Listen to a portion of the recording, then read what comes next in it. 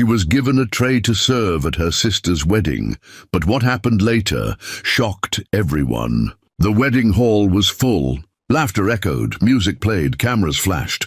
But behind the smiles and glitter, Hope stood quietly at one corner, holding a tray. Her hands trembled slightly, not because the tray was heavy, but because her heart was. The tray of drinks was meant to humiliate her. That was clear. She wasn't a stranger. She wasn't a hired server. She was Jane's sister, the second daughter of Linda. Yet, here she was, standing barefoot behind the scenes in an old brown dress, holding drinks like she didn't belong. She was supposed to be the chief bridesmaid. By birth order, it was her right. She was older than Juliet, but when the wedding plans were discussed, Linda had already made her decision. Hope? Chief bridesmaid? Linda had laughed. Please don't embarrass us. No one wants to see that black face beside the bride. Juliet had smiled and agreed. Jane had looked away, silent as always. Hope swallowed her pain. She had learned how to. From childhood, her tears were not welcomed. Her skin was the reason. That dark, rich tone, the one that people admired in magazines, was the reason her own mother hated her. Hope didn't ask to be born different, but Linda acted like she chose to come out with the color of roasted cocoa. From the time she was 7, she was already serving in people's houses. Auntie Remy, Madame Ijoma, Mama Ken. House to house, pain to pain. Whenever she complained, Linda would slap her across the mouth. You think anyone else would feed you with that kind of skin? Hope didn't understand it then. She just knew her mother loved Jane and Juliet more. They were fair, like Linda, like the kind of people Linda believed deserved good husbands, good clothes, and good lives. But she never fought it. She simply became quiet. On the wedding day, while Juliet wore a fine gold dress and walked proudly behind Jane, Hope was handed a plastic tray and told, "Serve drinks, don't mess anything up." So she did, one cup at a time, one smile at a time. Her eyes stung, but she didn't cry. Children pointed at her. Some guests whispered. One woman even said loudly, "Nawa-o, why did they allow that girl to serve here? Doesn't she know her color is not wedding-worthy?" Hope heard it. She heard everything, but she kept moving, cup after cup. That was when she saw him, standing near the side of the hall, dressed in a sharp blue suit. He looked out of place, like someone important, like someone who wasn't supposed to be at a noisy wedding. Their eyes met for a second. Hope quickly looked down. She didn't know who he was. She didn't expect him to care, but he kept watching her. When she reached him, she stretched the tray forward, avoiding his eyes. He didn't take a drink. "What's your name?" he asked. Hope blinked, confused. "Hope," she answered quietly. He smiled slightly. A beautiful name. That was it. He walked away. She didn't think much of it. She had more drinks to serve, more shame to swallow. But she didn't know what God had just started. She didn't know her season was changing, that the girl mocked for her skin was about to be loved because of it. She didn't know the same tray that was meant to shame her had carried her to her destiny. After the wedding, life returned to its usual silence for Hope. The noise of celebration faded, but the echoes of mockery remained in her heart. She went back to work at the roadside tailoring shop, a narrow, cramped space where she earned just enough to eat. Her hands moved swiftly with needle and thread, sewing clothes for clients who barely noticed her face. But that one moment from the wedding, that man's voice, stayed with her. A beautiful name. No one had ever called her that before, not sincerely. She didn't even know who he was. She assumed he was one of Jane's husband's rich friends, probably forgotten her already.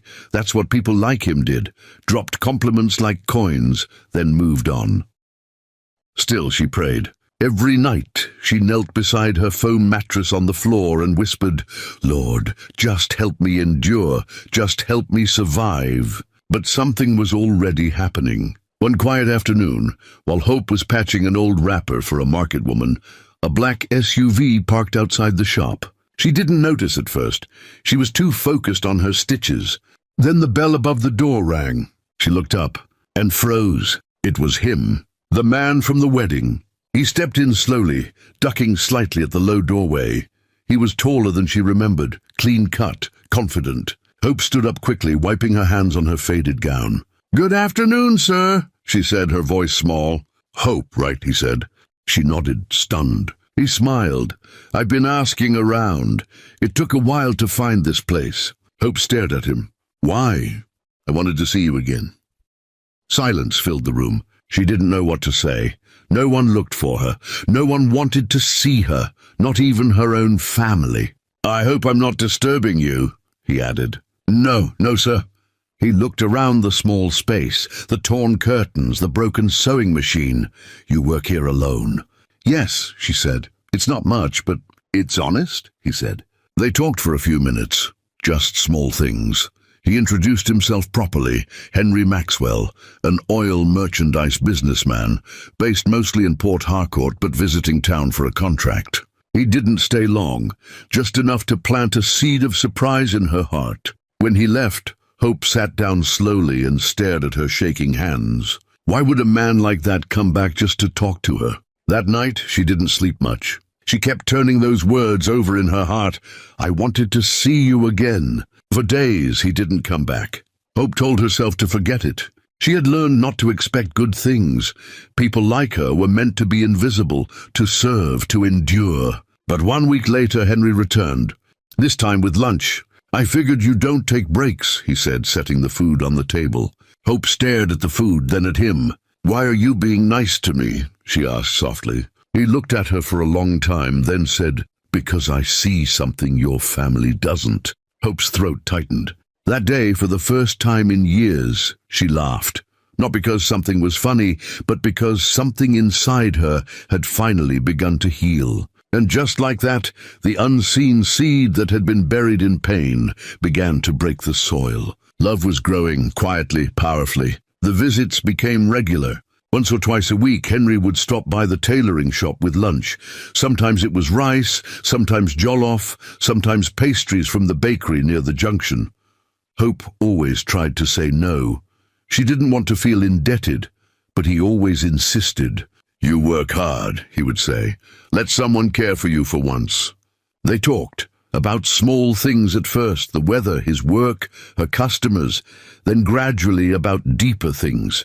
She told him how she learned to sew from an old neighbor, how she had to drop out of school to support her sisters, how her mother used to call her a waste of space. Henry listened, not the kind of listening that waits to speak. He heard her, every word. "Your mother must have been hurting," he said once. "People don't throw away what they cherish unless they've been taught not to see value in it." Hope nodded. "Still hurts, though." "I know," he said gently. Hope had never met a man like him before. Gentle but strong, calm but bold. He never made her feel small, never made her feel like she had to be someone else. One evening, as the sun painted the sky with orange light, he said, "Would you like to come with me to the city one weekend? Just a day trip, just to breathe different air." Hope looked at him, stunned. "Me?" "Yes, you." She hesitated. "I don't have clothes for such places." He smiled. "Then we'll get some." Her heart pounded. She'd never been invited anywhere, never even had a man say he wanted to be seen with her.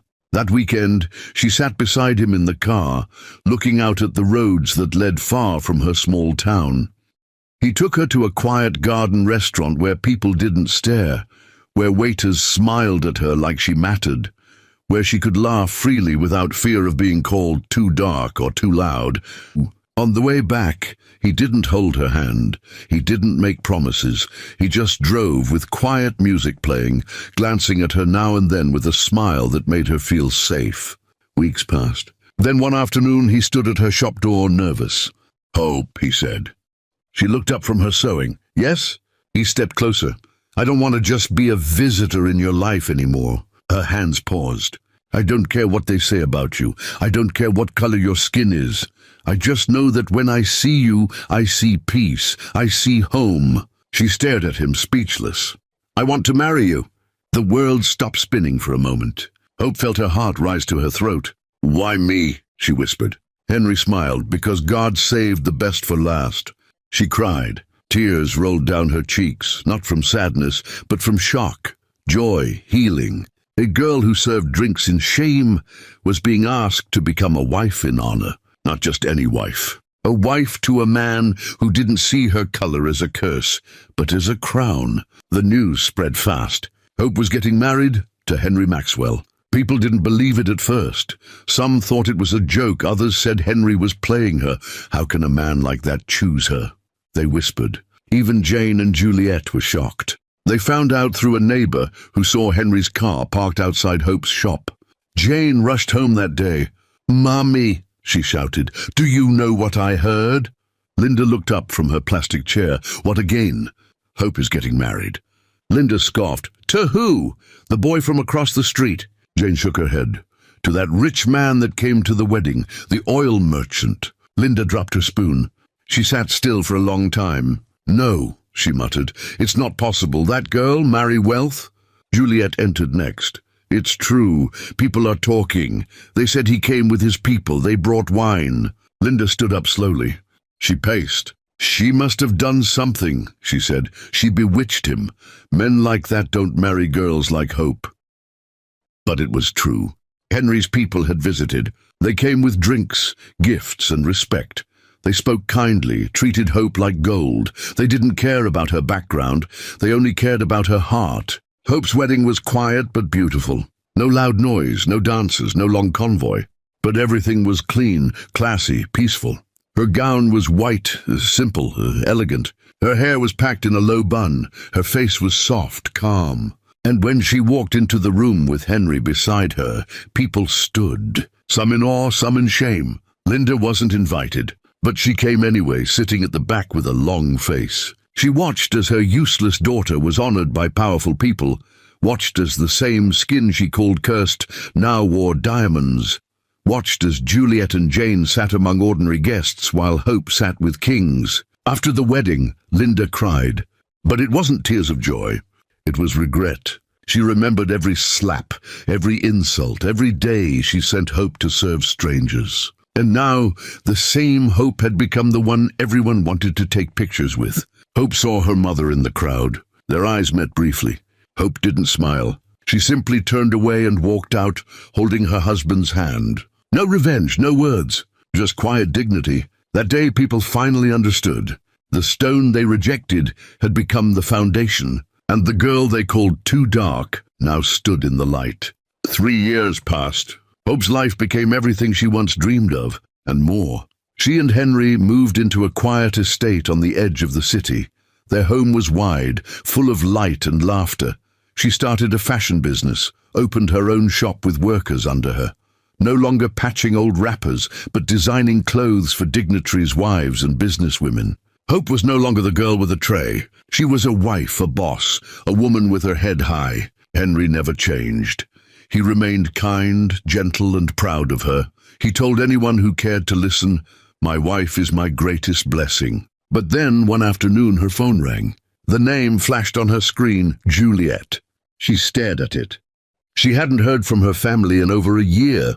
She picked the call slowly. "Hello?" Hope's voice was calm, but Juliet's voice was shaky. "Hope, please, it's Mummy." Hope didn't speak. Juliet went on, "She's sick, very sick. Doctor says she needs surgery abroad." Still, Hope said nothing. Juliet continued, "Jane and we don't have that kind of money, please. She needs help. You're the only one who can do something." Silence. Hope's mind went back to the nights she slept on the cold floor, to the bruises, the names, the tray. "Why now?" she finally asked. "Why me?" Juliet's voice cracked. "Because we have no one else. She's crying for you." Hope ended the call. She sat still in her living room. Henry walked in and found her deep in thought. "What's wrong?" She told him everything. He sat beside her, held her hand. "What do you want to do?" Hope didn't answer immediately. She looked out the window. "Part of me wants to leave her," she said, "to let her feel what she gave me all my life." Henry nodded slowly. "And the other part?" Hope's eyes filled with tears. "Wants to help her because even after everything, she's still my mother." Henry kissed her forehead. "Whatever you decide, I'll support you." 2 days later, they traveled back. Linda was lying on the hospital bed, thin and weak. She turned her head when Hope entered. For a long time, mother and daughter just looked at each other. Then Linda burst into tears. "I'm sorry," she whispered. "I'm so sorry. I didn't know. I didn't see. I was blind." Hope sat down beside her. She didn't say, "I forgive you." She didn't say, "You hurt me." She simply reached for her hand and said, "Let's get you better." That moment broke Linda. Not because of guilt, but because she saw the power of something she never taught her daughters: mercy. The girl she once sent away was now the one bringing her healing. And in that moment Linda finally realized the darkest skin had carried the brightest light. Linda's flight to India was booked within a week. Hope handled everything, from the paperwork to the passport, from the hospital bills to the travel arrangements. Juliet and Jane tried to help, but it was clear they weren't used to moving at such levels. They looked to Hope for every decision. And Hope didn't complain. She didn't rub her success in anyone's face. She didn't say, "I told you so." She just did what needed to be done. Henry flew with Linda, while Hope stayed back to handle her business. Every night she called the hospital. Every morning she received updates. And when the surgery was over, Henry sent a picture. Linda smiling weakly from her hospital bed, tubes around her, but alive. Hope stared at that photo for a long time, not because she missed her, but because something inside her felt lighter, like a deep wound had started to close. When Linda returned to Nigeria, she wasn't the same. Her body had healed, but her spirit was quiet. She walked slowly, spoke softly. The woman who once shouted at Hope in front of neighbors now lowered her eyes whenever Hope entered the room. One evening, she sat in Hope's house, staring at the walls filled with framed pictures. Hope and Henry, Hope at award shows, Hope cutting the ribbon at her second fashion store. "I don't deserve this," Linda said. Hope turned from the kitchen. "What?" "This, your kindness, your home, your smile. I treated you like nothing. I tried to kill your spirit." Hope didn't speak immediately. She walked over, sat beside her mother, and looked her in the eye. "I know," she said, "and for a long time I thought I would never forgive you." Linda's lips trembled. "Then why are you helping me?" Hope's voice was steady. "Because someone had to break the cycle. I didn't become better to get revenge. I became better so I could choose peace." Tears rolled down Linda's face. That night she stayed longer than usual. She helped Hope in the kitchen.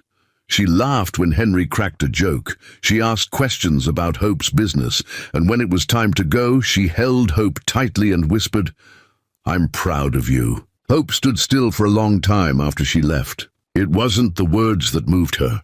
It was the fact that the woman who once called her worthless now saw her value. Not because she had money, but because she had become what her mother never was, whole.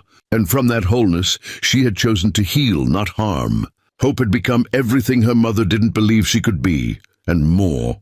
The tray of shame was gone. The girl with dark skin now stood in her own light. Not as a victim, not even as a survivor, but as a woman who forgave when she had every reason not to. And that was the greatest victory of all. Word spread across town that Hope had paid for her mother's surgery abroad. People couldn't believe it. They whispered at market stalls, in salons, in church pews. Now that same Hope, the one her mother used to call names? Yes, she flew the woman abroad. But the others, Jane and Juliet, they didn't help. No, they said they had no money. The same women who once mocked Hope now used her name to scold their own daughters. You see how Hope treated her mother, even after all the insults. Hope didn't care about the talk. She wasn't doing it for praise. She did it because she had grown past bitterness. But Linda felt the shift deeply. Everywhere she went, people no longer praised Jane or Juliet. All eyes turned to Hope. The same daughter she once said would never marry well was now the talk of the town, and not for scandal or shame, but for kindness, grace, and honor. Linda tried to hide her feelings, but it ate at her. One day, while sitting with Jane and Juliet, she broke down. "I failed," she said. "I poured everything into you two because of your color, your beauty, but I didn't raise hearts. I raised mirrors, and it was Hope, the one I rejected, who had the heart to carry this family." Jane looked away. Juliet bit her lip. They had both known it for a while, that Hope was the one with strength, with wisdom, with love that didn't bend. Hope didn't just rise, She rose without stepping on anyone. Later that week, Linda visited Hope again, alone. She brought something wrapped in cloth. Hope welcomed her in quietly. They sat down. Linda opened the cloth. Inside was a faded photograph, a childhood picture of Hope taken on her 5th birthday, the last one before she was sent off to start serving in other people's houses. "I kept it all these years," Linda said. "I don't know why. I didn't even like looking at it, but I never threw it away." Hope looked at the picture. A little girl with wide eyes and chipped teeth, holding a spoon and smiling into the sun. Her skin was already dark then, her smile already bright. "I see her now," Linda whispered, "and I wish I had loved her then." Hope's throat tightened. She reached for the photo slowly, fingers trembling. "You can still love her now," she said. Tears poured freely down Linda's cheeks. "I want to try." And in that quiet moment, something heavy shifted between them.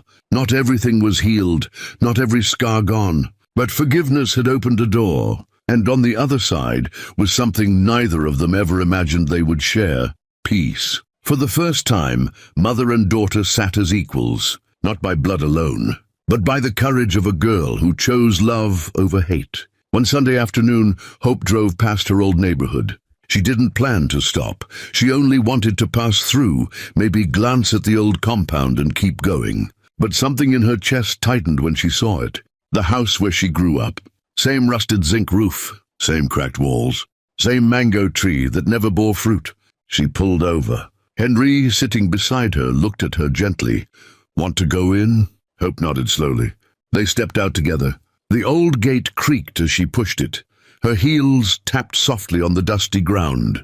Children ran across the yard. None of them recognized her. But she recognized everything.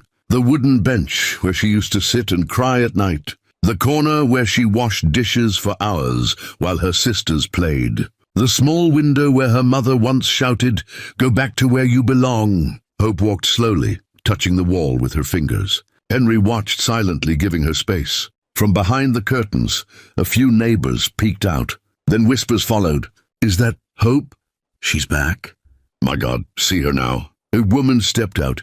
Mama Stella, the old woman, who once sent Hope to buy pepper and never paid her back. She stood frozen, holding a bowl of rice. "Hope, you came home?" Hope gave a small smile. "I never really left, not in my heart." The woman blinked, stepped closer. You look like a queen now." Hope said nothing. She looked at the house again. It hadn't changed. But she had. Suddenly, from the back room, Juliet stepped out. She had moved back in with their mother after her own marriage failed. She froze when she saw them. Her eyes widened. "Hope?" Hope turned. "Juliet." There was silence. Then Juliet ran and hugged her tightly, crying. "I'm sorry," she whispered. "I should have stood by you. I was jealous. I didn't know how strong you were. I see it now. I see everything now." Hope hugged her back. "I forgave you a long time ago," she said.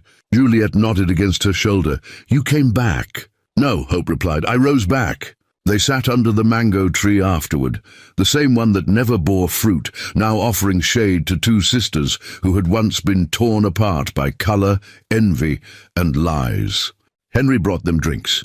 They laughed quietly, shared memories. Linda stepped out of the house, watching from the doorway. Her heart was full and heavy at the same time. She never imagined this day, the day Hope would return not to beg, not to fight, but to heal. That evening, before they left, Hope wrote something on the wall at the side of the house with a piece of chalk a child had dropped. What they buried in shame, God raised in grace. And as she walked away, her heels steady on the dust that once held her down, everyone who watched her saw not just a woman. They saw Hope, not just her name, but her story. Months passed. Hope's story began to spread beyond her town. Someone from a women's advocacy group had visited her shop and was moved by her calm spirit, her business, and the quiet grace with which she carried her past.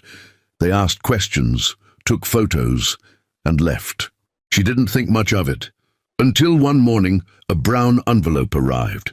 Inside was a letter and an invitation. She had been nominated for the Rising Woman Award, a national recognition given to women who rose from hardship and now uplifted others. Hope sat in silence, staring at the letter. Her heart beat slowly, deeply. She had never asked for attention. She had only wanted peace. Henry read the letter beside her and smiled. It's time people hear what quiet strength looks like. On the day of the award, she wore a wine-colored gown from her own design. Her natural hair packed high, no loud makeup, no heavy jewelry, just elegance. The hall was packed, women from across the country, journalists, CEOs, activists. Hope was the last to be called. As she climbed the stage, the room grew quiet. The host read her citation. She was told she was too dark, too ugly, too poor. She was mocked at her sister's wedding and made to serve with a tray of drinks. But in that humiliation, a stranger saw her strength. Today, she is a wife, a business owner, and a silent lifter of many. She did not repay pain with pain. She gave mercy instead. She turned rejection into restoration. Applause filled the room. Hope stood at the microphone. She looked at the crowd, faces she didn't know but who now knew her. She didn't read a speech. She just spoke from the heart. I am here today because God writes different stories, she began. Stories that don't follow man's rules. I was the child sent away, the daughter forgotten. But when love found me, I didn't need revenge. I only needed peace. The hall was silent. I forgave my mother, not because it was easy, but because pain must end somewhere. If it ended with me, then maybe my children won't carry it. Tears rolled down cheeks in the crowd. Hope smiled softly. This award is not for me. It's for every girl who's ever been told she's not enough, for every woman still carrying wounds that words cannot touch. You are more than what they say. You are more than how they see you. And you will rise, even if it starts with a tray in your hand. She stepped back. The applause thundered. Women stood. Some clapped, some wept. Henry stood too, his hands high. In that moment, Hope wasn't just a name. She became a symbol, not of success, but of grace that refused to break. And as she held the golden plaque in her hand, her heart whispered one thing. This is what beauty looks like. It was a quiet evening. Hope sat on the balcony of her home, barefoot, a cup of warm tea in her hands. The sun was setting, casting a soft orange glow over the compound. The wind was gentle, carrying the distant sound of laughter from her neighbor's children. Inside, Henry was reading a storybook to their twin daughters. Their girls, both as dark as polished mahogany, both glowing with joy, were living the life Hope never had. She smiled. She had named them Grace and Glory, because that was what her journey had given her. Suddenly, her phone buzzed. It was a text from Linda. It read, I'm praying for you tonight. Thank you for teaching me what love looks like. Hope held the phone close to her chest. She didn't reply. She didn't need to. That one message said what years of apologies never could. Her mother was changing slowly, gently, and that was enough. Later that night, as the girls slept and Henry turned off the lights, Hope stepped outside once more, this time standing under the stars. She looked up at the sky. She remembered the tray. She remembered the names. She remembered the girl who once sat behind a broken sewing machine, wiping her tears with the corner of her dress. But now she was healed. She had forgiven, and she had flourished, not in spite of her past, but because of how she chose to walk through it. She whispered into the wind, I am not a victim. I am a voice, a light, a hope. From the house, Henry's voice called gently, Come to bed, my queen. She turned, smiling. As she walked back in, she looked once more at the mirror by the hallway. The woman staring back was the same color the world once rejected, deep, rich, beautiful. But now, her color was her crown. Her scars were her story, and her story was now a torch for others. The tray of shame had long been replaced. With a table of honor,